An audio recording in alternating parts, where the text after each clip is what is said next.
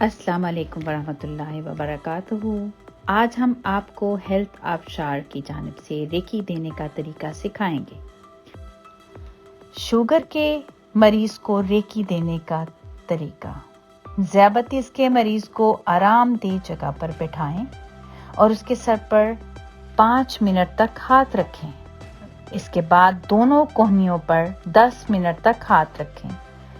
اس کے بعد لبلبا پر 5 یا 10 منٹ تک ہاتھ رکھیں۔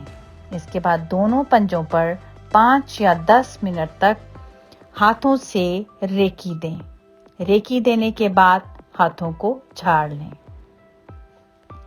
ذیابیطس کو بہتر کرنے کے لیے کھانا کھانے کے 20 منٹ کے بعد چہل قدمی کرنی چاہیے۔ خوراک میں بیسن، باجرے کے آٹے کی روٹیوں کا استعمال کرنا چاہیے۔ جو کا دلیا ناشتے میں استعمال کریں اور سردیوں میں اس دلیے میں 3 گرام دار چینی یا ادرک کا 1 انچ کا ٹکڑا ڈال کر استعمال کریں۔ دن میں 10 سے 12 گلاس پانی پئیں اور میتھی دانے کا قہوہ صبح و شام پئیں۔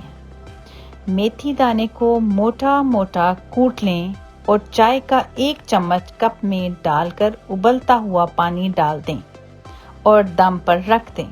جب رنگ نکل آئے تو پی لیں۔ میتھی دانہ، جو، بیسن اور تونبا لبلبا کی کارکردگی کو بہتر بناتا ہے اور انسولین خود بخود بنا دیتا ہے۔ باقی تفصیل آپ غذائی علاج میں پڑھ سکتے ہیں۔